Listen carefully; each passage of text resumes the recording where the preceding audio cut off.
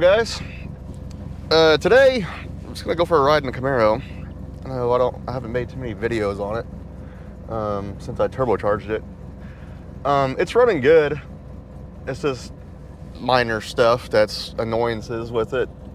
Like I have a little bitty exhaust leak right there by the exhaust flange, and it's just pissing me off. So I don't really drive it that much. It runs and drives just fine. I haven't had any like major mechanical issues or anything like that. I haven't had an intercooler pipe or a charge pipe. I don't have an intercooler. I haven't had a charge pipe blow off or anything like that. I did melt a fuel line. It almost caught the car on fire. That was pretty cool. I repaired that. I gotta move those out of the way. Like I'm gonna put them behind the strut tower. I don't know if there's a kit or something, or I gotta make my own or whatever, but that's definitely on the list.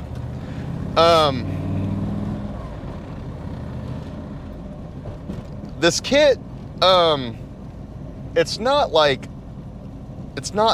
bolt-on per se.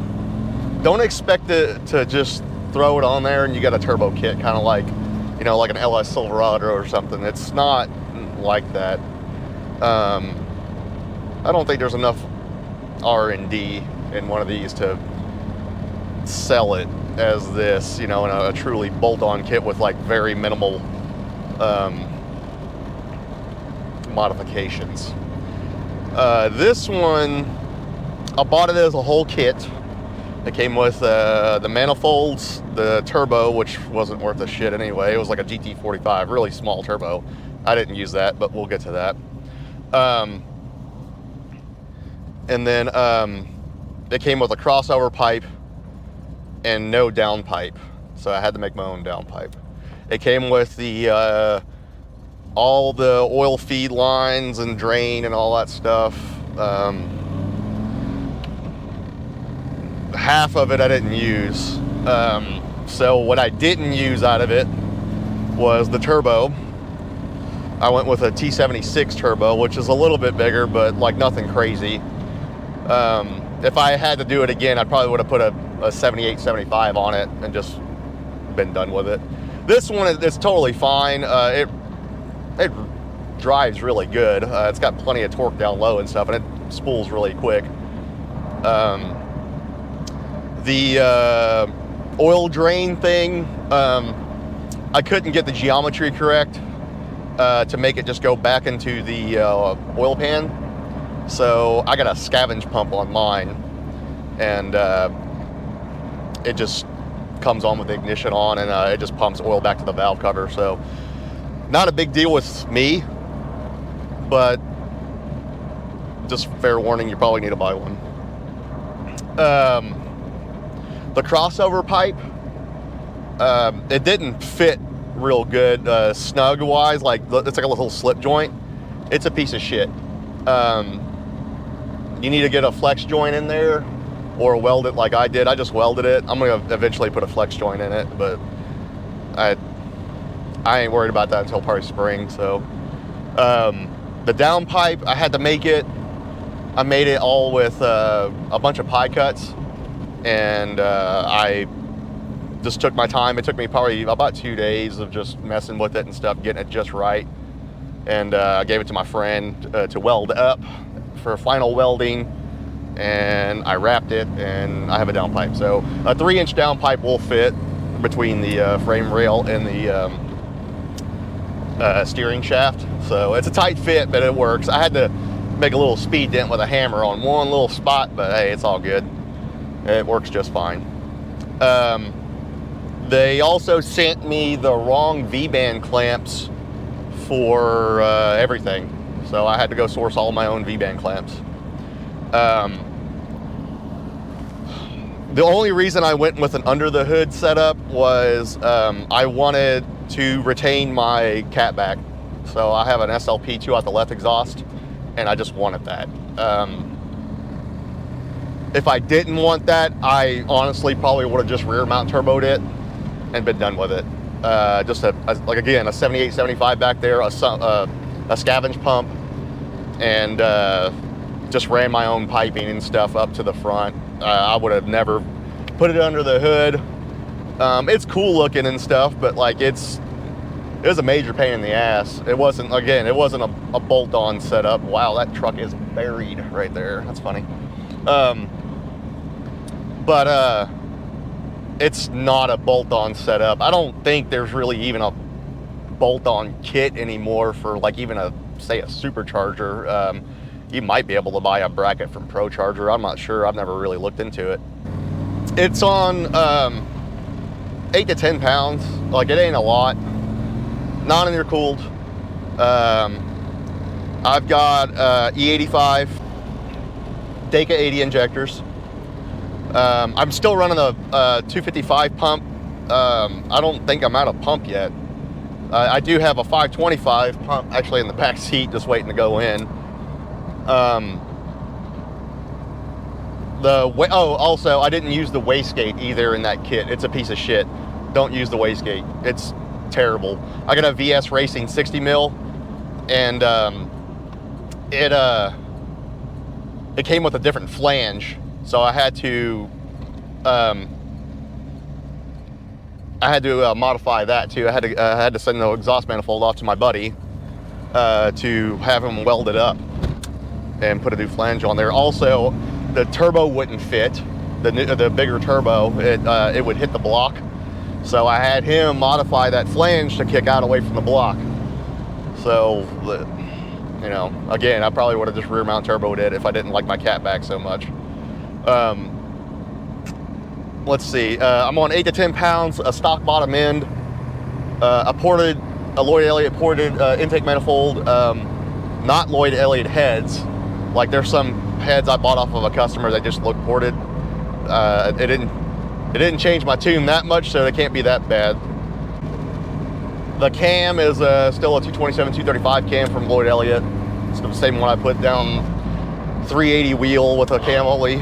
So, Mustang revving at me. It runs pretty good. It's not like it's not the fastest thing in the world, that's for damn sure. It runs really good though. It's probably around high 400s, low 500s in the wheel horsepower category. Somewhere around there. I'm not really sure. I did it because I was tired of the cost of nitrous. Like, that shit gets expensive really fast, and you just keep refilling bottles. Gotta worry about bottle pressure and all this crap. This thing, it just refills itself. It's just atmosphere. So it's great. The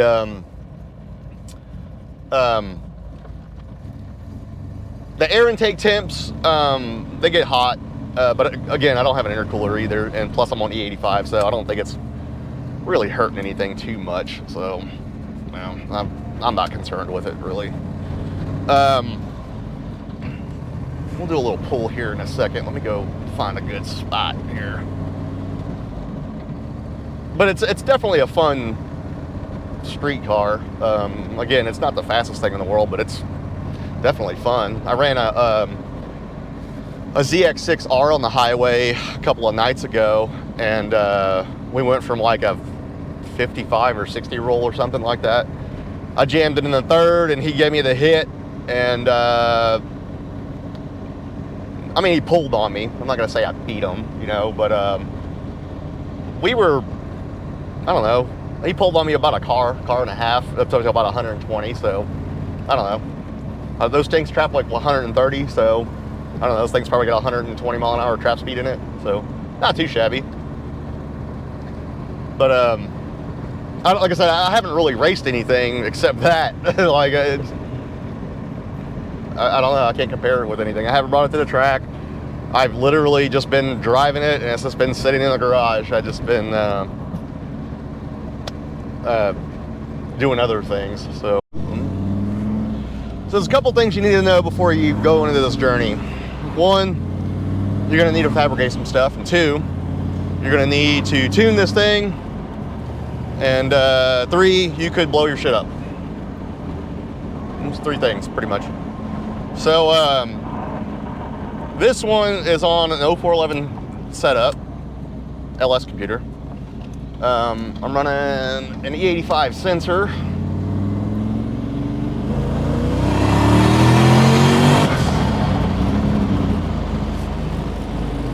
And the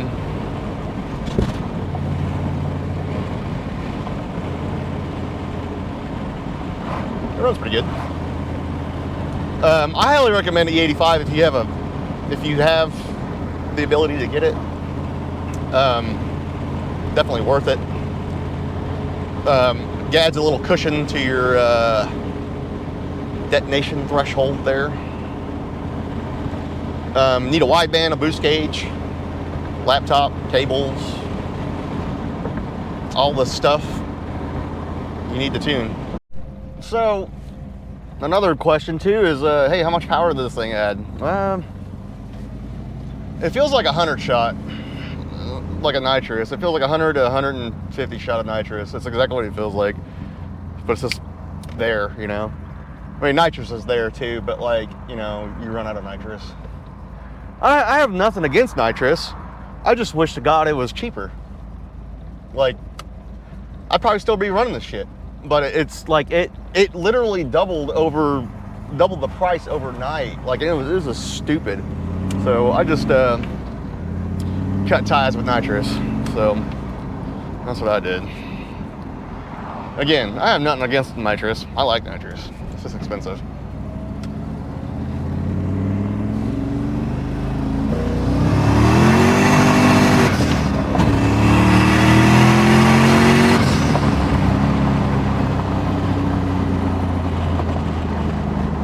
Better.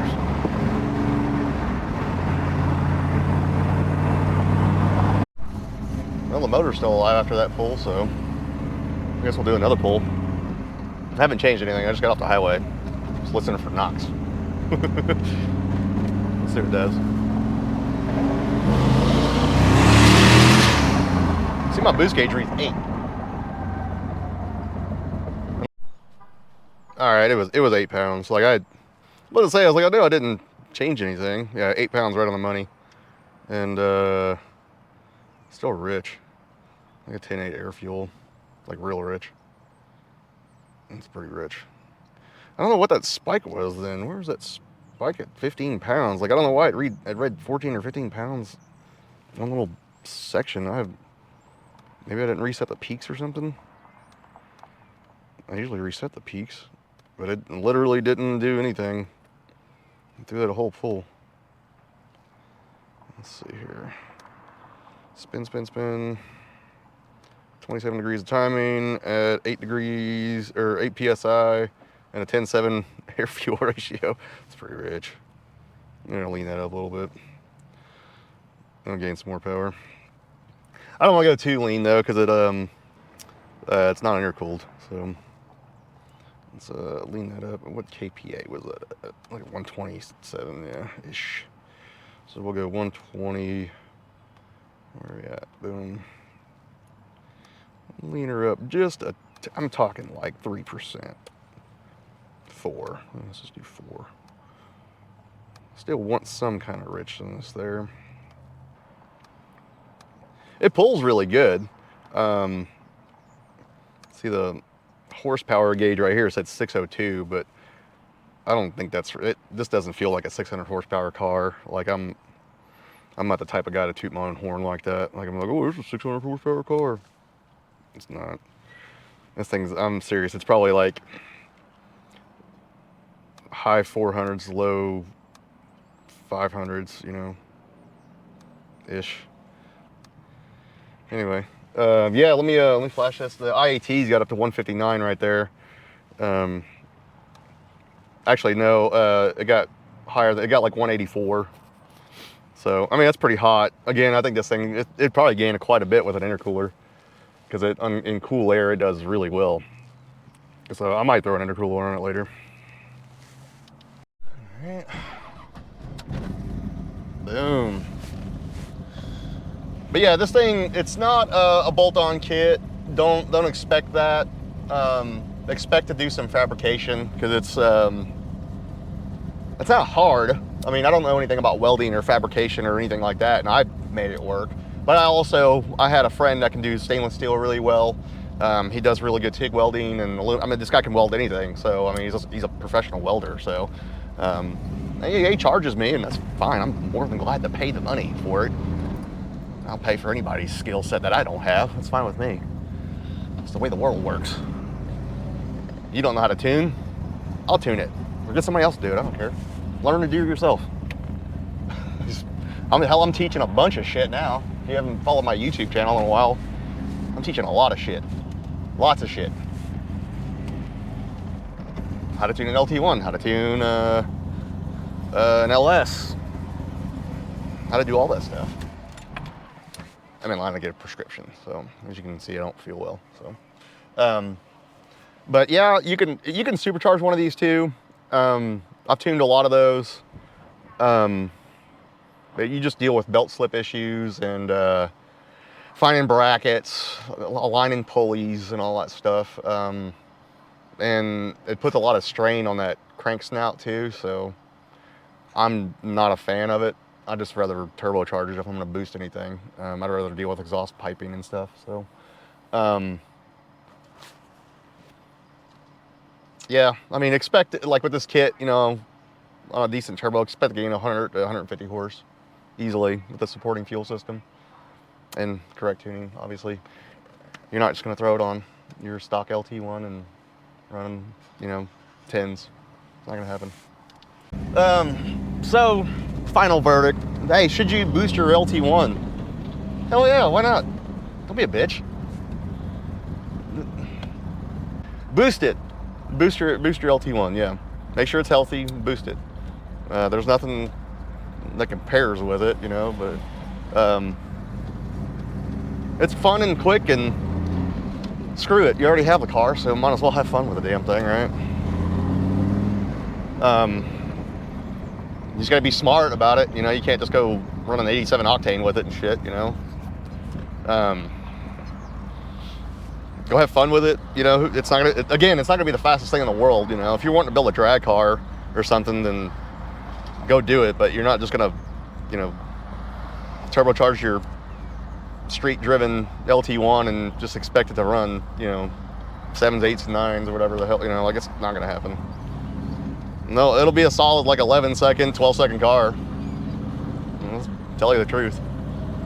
You get a lot of guys out there that'll fib about these numbers on these things, and I'll be the last person to lie about anything on this kind of shit, because I don't have any secrets to keep. I don't care about records. I don't care about any of that shit.